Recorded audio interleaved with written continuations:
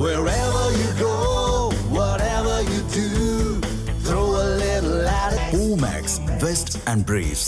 வேண்டியது என்னுடைய ஒற்றை வேண்டுகோள். நம்ம சென்னையில நடந்தது முதல் சுற்றுல நான் உங்களுக்கு தெளிவுபடுத்துறேன். நான் தெளிவுபடுத்துறேன். நம்ம கன்னியாகுமரியில நடந்தது, நம்ம சிவகங்கையில நடந்தது, நம்ம திருச்சியில நடந்தது, நம்ம மரக்காணத்துல நடந்தது, நம்ம சென்னையில நடந்தது. ரைட் தலைவா, தமிழ்நாட்டுக்கு வந்திருக்கு. பிஜேபி சகோதரி இல்லங்க, ஒரு உங்களுடைய நிலைப்பாடு வந்து அப்படிலாம் பிரிச்செல்லாம் பார்க்க மாவட்டம் பார்க்கலாம், தமிழக வெற்றி கழகம் ஆட்சியில் இருக்கு.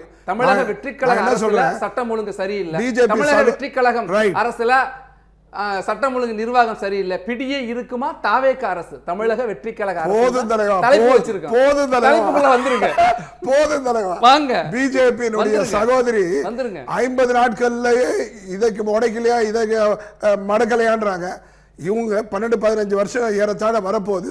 இன்னும் 60 ஆண்டு கால காங்கிரஸ் குறை சொல்லிட்டு இருக்காங்க. தயவு செஞ்சு கண்ணாடி அறையிலிருந்து கல்லூரி வேண்டாம் என்பது என்னுடைய வேண்டுகோள். தலைப்புக்குள்ள வந்துருங்க. நான் வந்துடுறேன். தமிழக வெற்றி கழக அரசில் சட்டம் ஒழுங்கு கேள்விக்குறியாகி இருக்குமா? ஆமா, ருசி கண்ட பூனைகளை நிறைய வளர்த்திருக்காங்க. என்ன பூனை? ருசி கண்ட பூனைகள். சில அதிகாரிகள், சில ஊழியர்கள் லஞ்சத்தை மட்டுமே வருவாயாக கொண்டு வாழ்ந்த பல ஆண்டுகளாக, ஏறத்தாழ 30 ஆண்டு காலம் லஞ்ச லாவண்யத்தில் திளைத்து இருக்கின்ற ஒரு கூட்டம் இருக்கிற வரைக்கும் உடனே ஓவர் நெட்ல ஜி பூம்பா அப்படிலாம் போட முடியாது. தயவு செஞ்சு புரிஞ்சுக்கோங்க. சட்டம் ஒழுங்கு இப்ப என்ன சொல்றாங்க, ஆட்சி மாறிச்சு காட்சிகள் மாறலன்னு சொல்றாங்க. ஆனா ஆட்சியும் ஆட்சி மாறி இருக்கு, காட்சிகள் மாறல. ஆனால் அதற்கு ஒற்றை காரணம் கடந்த காலத்தினுடைய அவலம். ஆனா மக்களுக்கு தெரியுது ஆட்சியினுடைய 50 நாட்களுடைய மாற்றத்தை. இப்போ தேர்தல் வருதுன்னா அலறியாட்சின்னு போய் கோர்ட்ல போய் கேஸ் போடுறாங்க. ஏன் இதை நிறுத்தக்கூடாது? ஏன்னா தெரியும் மீண்டும் எத்தனை தொகுதியில் நின்னாலும் மீண்டும் தாவேகா ஜெயிக்கும். மக்கள் மனதை கவர்ந்தவர்கள் மக்கள். தயவு செய்து நம்ம கண்ணு முன்னாடி 2 விஷயம் நடந்திருக்கு. துறையில் நடந்த அந்த 2 படுகொலைகளும் படுகொலையாக இருக்கும் பட்சத்தில் அது கண்டனத்திற்குரியது. அதை ஒருபோதும் விஜய் அவர்கள், முதலமைச்சர் அவர்கள் ஏற்க மாட்டார். தயவு செஞ்சு புரிஞ்சுக்கோங்க. ஏதாவது ஒரு மந்திரி தவறு செஞ்சுட்டாங்கன்னா உடனே அதை சிஎம் லிங்க் பண்ணாதீங்க. he will throw him out. இன்னொரு விஷயம் சொல்றேன், ஒரு கட்சிக்காரங்க தவறு செய்தா, பிஜேபியா இருந்தாலும் சரி எந்த கட்சியாக இருந்தாலும், அந்த தவறை, அந்த ஊழலை சந்திப்பதற்கு நீதிமன்றத்தில் போய் நிரூபிச்சுடுவான்னு சொல்லுவாங்க. ஆனா தாவேகா அந்த தவறு செய்து விட்டார்கள் என்று துறை ரீதியாக தெரிந்தாலே அவர்கள் தூக்கி எறியப்படுவார். அவருடைய நோக்கம் பாருங்க, நம்பர் கொடுத்துட்டாரு தொகுதி வாரியா. அதே சமயத்தில் வாட்ஸ்அப் நம்பர், ஊழல் இருந்தா சொல்லுங்க நம்பர். தயவு செய்து மக்களை ஒரு தவறா ஒரு வழிநடத்த முயற்சி செய்றீங்க. உங்களுடைய அவதூறு சிந்தனையோ அவதூறு பிரச்சாரங்களும் எடுபடாது. மக்களை மடைமாற்றம் செய்ய முடியாது.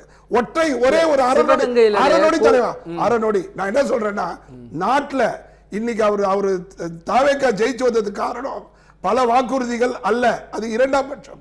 முதல் வாக்குறுதி ஊழலற்ற ஆட்சி. அந்த ஊழலற்ற ஆட்சியை சிறப்பா செஞ்சுட்டு இருக்காரு. அதை கடந்து போக திமுகவும் 2 நிமிஷம் தான் தலைவா, அதிமுகவும் திமுகவும் 2ம் ஊழல் நிறைந்த கட்சிகள், பிஜேபியும் சேர்த்து. அப்படி இருக்கும்போது இவர்கள் தன்னுடைய அரசியல் லாபத்திற்காக, கடந்து போவதற்காக, மக்களை லஞ்ச லாவண்யத்திற்கு பழக்கப்படுத்தும் முறையில் மற்ற பிரச்சனைகளா பேசுறாங்க. மற்ற பிரச்சனை இருக்கு, யாரும் இல்லைன்னு சொல்லுது. மாம்பாக்கத்துல ஒரு ஊராட்சி மன்ற தலைவர் பணத்தை வாங்கி அப்படி வைக்கிற காட்சிகள் வந்துச்சு. இப்ப ஒரு கட்சி பதவியிலிருந்து நீக்கப்பட்டிருக்காரு. நிச்சயமா, அதான் நான் சொன்னேன். மந்திரியே இந்த படத்தை நெஞ்சில பதிச்சிருக்காரு. பின்னாடி யாரு? 8 கோடி சார். ஒரு குடும்பம், ஒரு தாய்க்கு வயித்துல பிறந்த குழந்தைகளே பல விதமா இருக்கு. 8 கோடி மக்களுக்கு நீங்க நடவடிக்கை எடுக்கல. சொன்னாங்க, இதைத்தான் சொன்னாங்க, அதைத்தான் தாவேகாவும் சொல்லுது. ஒண்ணும் மாற்றம் இல்ல. 75 சுதந்திர வருஷத்துல இந்த வார்த்தையை யாரும் சொல்லல. தயவு செஞ்சு புரிஞ்சுக்கோங்க. ஊழல் செய்தவர்கள் உடனடியாக தூக்கி எறியப்படுவார். தூக்கி போட்டாங்க. இது மந்திரிக்கும் பொருந்தும். சரி, ஊழல் நடவடிக்கை எடுத்திருக்கிறோம், வரவேற்கிறோம். மாவட்ட செயலாளர்கள் வந்து இந்த அரசு தரப்பு வழக்கறிஞர்களை போடுறதுக்கு 20 லட்சத்துல இருந்து 50 லட்சத்துல இருந்து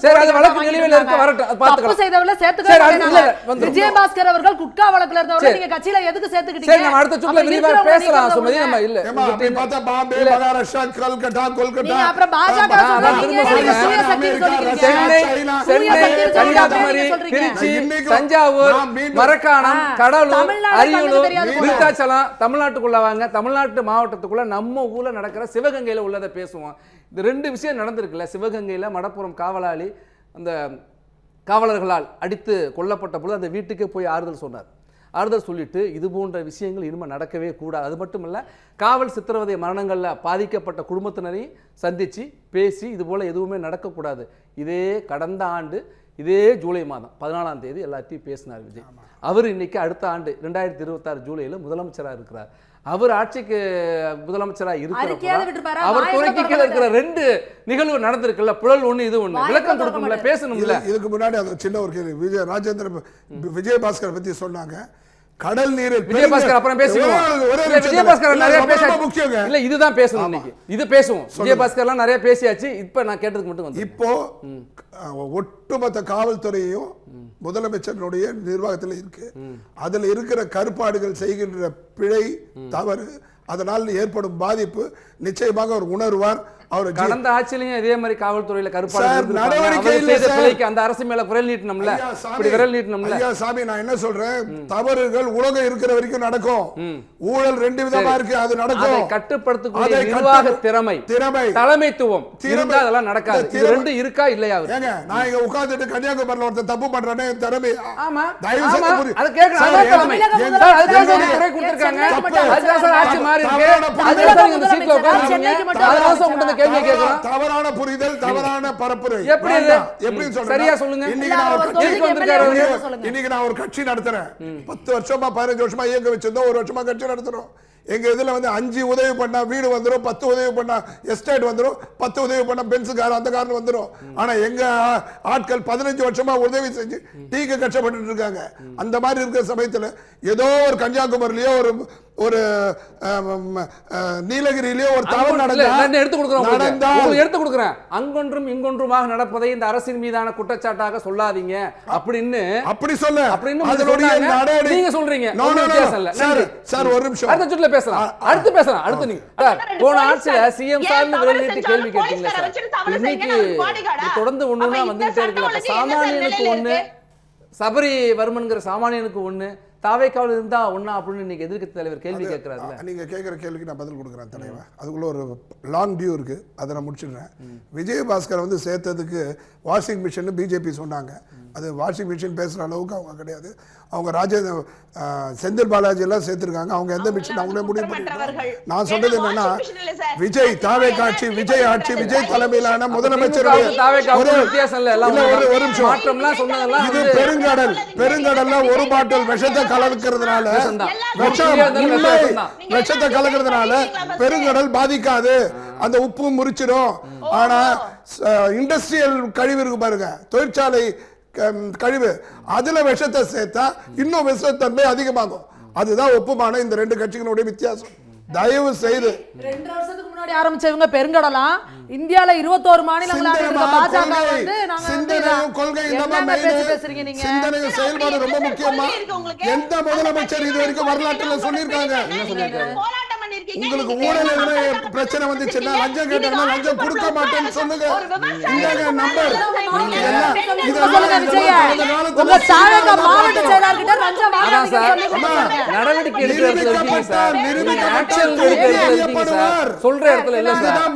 முதல் நாள் குற்றச்சாட்டு, இது தூக்கி எறியப்படுவாங்க. தயவு செஞ்சு புரிஞ்சுக்கோங்க. 8 கோடி மக்களை நம்ம ரிமோட்ல வந்து என்னன்னு சொல்றது, ஏஐ டெக்னாலஜில கூட நடக்காதுமா. தயவு செஞ்சு 8 கோடி மக்கள், 8 கோடி சிந்தனை கொண்டவர்கள், எல்லாமே நடக்கும். நாளைக்கு இன்னும் பெரிய கேள்வியை புரிஞ்சுங்க. சொல்லுங்க. ஊழல் வந்து அகற்றப்பட வேண்டும். எஸ், அது இந்த நாட்டுக்கு கேடு, அது இந்த மாற்று கருத்து இல்லை. ஆனால் சட்டம் ஒழுங்கு இந்த நிமிடத்திலிருந்து வரைக்கும் நீங்க கண்காணிக்கணும், கட்டுக்கொள்ள பேராபத்து. முதல்ல இது, அடுத்து அதுக்கு வரலாம். இதுதான் முதல்ல பாப்போம். கரெக்ட். நான் சொல்றது 8 கோடி மக்கள், 8 கோடி சிந்தனைகளை கொண்டவர்கள், அவர்கள் அன்றாட செய்யும் பிழைகளுக்கு நன்மைக்கு நம்ம ஜவாப்தாரி ஆக முடியாது. அதே நேரத்தில் முதலமைச்சருக்கு ஒரு நிமிஷம், உங்களுக்கு எனக்கு பொறுப்பு இல்லாம இருக்கலாம், முதலமைச்சருக்கு பொறுப்பு இருக்கு. அதற்கு கேளுங்க. நீங்க அல்ல உங்களுடைய வாய் ஜாலத்திலேயே நீங்க நடக்கிற 60 வருஷம் 70 வருஷம் என்ன இருக்கு, அதனால சார் பேச முடியாது. போதும் சார். நான் தூக்கி அடிச்சிடலாமா, திருப்பி இந்த ஊழல் அடிச்சு வச்சிடலாமா? அந்த கூட்டணி தலைவர் தான் சொன்னார். சார் அவங்க வேணான்னு தான் சார் உங்களை கொண்டு வந்தோம். நீங்க அவங்கள மாதிரியே இருந்தா நீங்க எதுக்கு சார் 50 நாளுக்கு ஆட்சி கொடுத்தீங்களா இல்ல ஒரு வருஷத்துக்கு ஆட்சி கொடுத்தீங்களா? 5 வருஷத்துக்கு ஆட்சி கொடுத்துருக்கீங்க சார். அதுதான் சுமதி இதுல தெளிவுபடுத்தல. சுமதி தெளிவுபடுத்துறாங்க. தாய்மாமன் சீரை முழுமையா கொண்டு வரதுக்கு அவகாசம் எடுத்துங்க. மகளிர் உரிமை தொகை 2500 ரூபாய் கொடுக்கிறதுக்கு காலம் எடுத்துக்கங்க. ஆனா விவசாய பிரச்சனை பெண்கள் எல்லாருக்கும் 3000 உதவி தொகை கொடுக்கிறதுக்கு கால அவகாசம் எடுத்துங்க. இன்னும் சட்டம் ஒழுங்கு நீங்க என்னைக்கு இந்த சீட்ல உட்கார்ந்தீங்களோ அன்னையில இருந்து உங்க பொறுப்பு. மேல நம்பிக்கையும் அச்சமும் பயமும் இருந்துச்சுனாக்கா இதெல்லாம் நடக்காது. நான் மீண்டும் பதிவு செய்றேன். இந்த மதுனால வர்ற பிரச்சனை அவனுடைய மூளைய மது போதை மழுகடிக்குது. அத பல வருஷத்துக்கு நீங்க ஏறத்தாழ 20-25 வருஷம் நீங்க பழக கொடுத்துட்டீங்க. allow me to talk sir. பழக கொடுத்துட்டீங்க. இப்ப இருக்கிற அந்த பிரச்சனை வெளிவருவதற்கு அத்தனை நடவடிக்கையும் எடுப்பாங்க. ஆனால் என்ன நீங்க யோசிக்கணும்னா நடவடிக்கை இருக்கு பாருங்க, அதுதான் முக்கியம். அது தடுக்கும். சரி சுமதி நடவடிக்கை எடுக்கிறாங்க. இல்ல முழுமையா நிப்பாட்டுறதுக்கு கால அவகாசம் இருக்கு. ஏன் நீங்க இவ்வளவு அவசரமா மிகையான குற்றச்சாட்டை வைக்கிறீங்கங்கற தகுதியே இல்ல சார். இல்ல சார் திரும்ப கடுமையா கண்டனத்தை தெரிவிக்கிறேன். புரியுதுங்களா? 60 நாள்ல எப்படி ஒரு கேவலமான ஆட்சியா கொடுக்கறீங்க? நான் பேசுறேன். 12 வருஷமா பிஜேபி மோடி அவர்கள் தகுதி இருக்கறவங்க உட்கார்ந்து பேசுறாங்க. தகுதி இருக்கறவங்க சார் வந்திருக்காங்க. யாரும் தகுதி இல்லாம வரல. அதெல்லாம் பேசாதீங்க. 60 வருஷம் காங்கிரஸ் ஏங்க அப்புறம் 60 வருஷம் நீங்க எல்லாம் பண்ணிட்டு போறீங்க. 12 வருஷத்துல என்ன சொல்றீங்க?